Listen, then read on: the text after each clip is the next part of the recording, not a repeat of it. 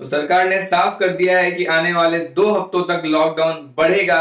साथ ही साथ सरकार ने ये भी साफ कर दिया है कि रेड, ग्रीन और ऑरेंज जोन में क्या क्या रियायतें मिलेंगी। इन सारी बातों पर जिक्र करेंगे, वीडियो के साथ अंत तक बने रहें।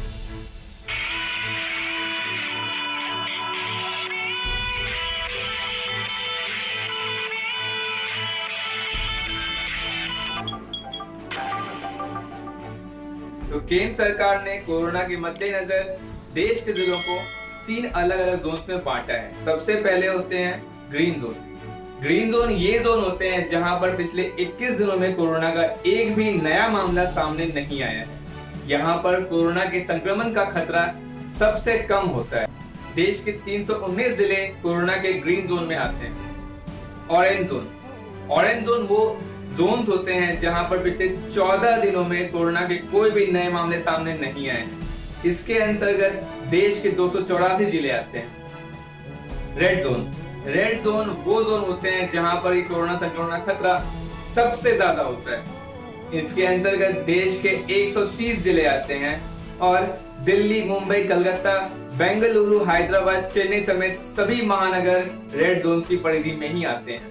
अगर आप ग्रीन जोन के इतर रेड या ऑरेंज जोन के निवासी हैं तो घबराइए नहीं। ऐसा नहीं है कि आपको रियायतें नहीं मिलेंगी, रियायतें मिलेंगी और पिछले बार से कुछ ज्यादा ही मिलेंगी। इन सारी बातों पर विस्तार से बात करेंगे। गृह मंत्रालय ने राष्ट्रीय आपदा प्रबंधन कानून के तहत एक विस्तृत रिस्क प्रोफाइलिंग की है, जिसके तहत ही ये सारे इलाके रेड, ग्रीन और ऑरेंज जोन में बांटे गए।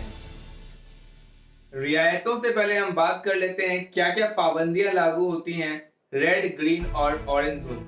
रेड जोन, यहाँ पर पाबंदियां पहले की तरह ही लागू रहेंगी और लॉकडाउन का पालन सख्ती से किया जाएगा। ये सारी पाबंदियां कंटेनमेंट जोन में और भी ज्यादा सख्ती से पालन की जाएंगी। इसके अलावा कंटेनमेंट जोन के बाहर भी कुछ गतिविधियों पर रोक होगी, जिनमें कि मुख्य तौर पर auto rickshaw, cycle rickshaw, taxi, एक जगह से दूसरी जगह जाने वाली बसें, सैलून और स्पा, मुख्य तौर पर इन पर पाबंदियां लागू होंगी। कंटेनमेंट जोन के बाहर कुछ गतिविधियों में रियायत होगी, जैसे कि यहाँ पर आप 4 पहिया वाहन में 2 लोगों के साथ सफर कर सकते हैं।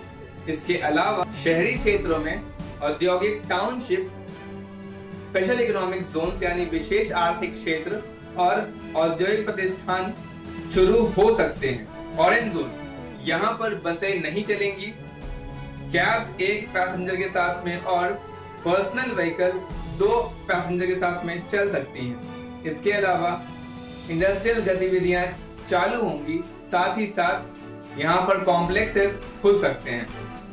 ग्रीन जोन, यहाँ पर बसें 50% क्षमता के साथ चलेंगी, साथ ही साथ बस डिपो 50% कर्मचारी के साथ ऑपरेट करेंगी। साथ ही साथ यहाँ पर सैलून समेत अन्य सभी जरूरी सामग्री मुहैया कराने वाले संस्थान खुले रहेंगे। ग्रीन जोन में एक राज्य से दूसरे राज्य तक जाने वाले ट्रकों और सामान की आवाजाही पर कोई भी रोक नहीं रहेगी और ट्रकों के मूवमेंट के लिए किसी भी तरह के पास की आवश्यकता नहीं होगी।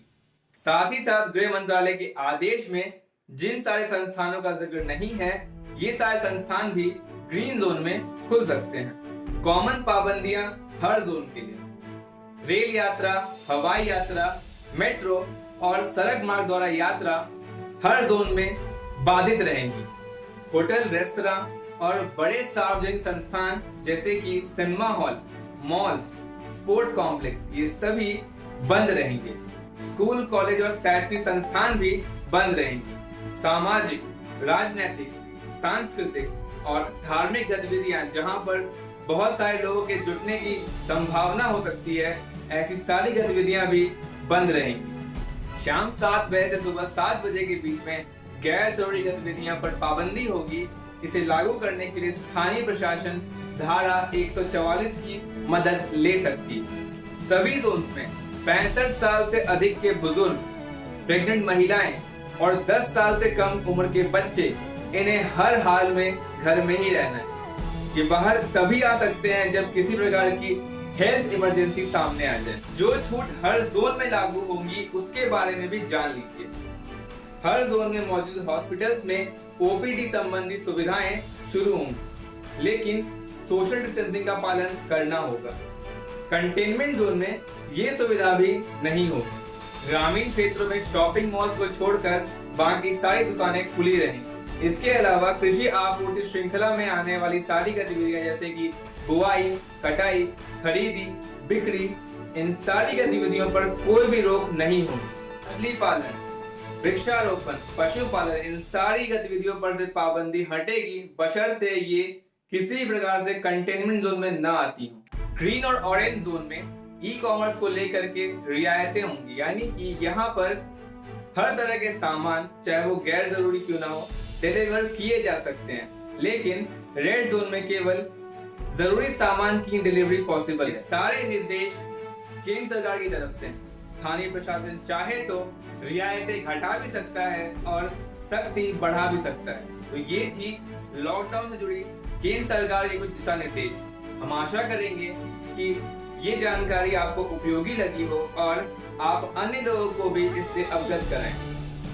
ये बेहद जरूरी है कि आप इन निर्देशों का कड़ाई से पालन करें, ताकि न तो इसके वजह से आपको परेशानी हो और न ही आपकी वजह से स्थानीय प्रशासन को, और इसके फलस्वरूप आप और आपका पूरा परिवार भी कोरोना से बचा रहे। वीडियो पसंद आया हो तो इसे लाइक और शेयर करें और हमारे चैनल द ऑफिशियल स्कूप को सब्सक्राइब करें। जय हिंद, जय भारत।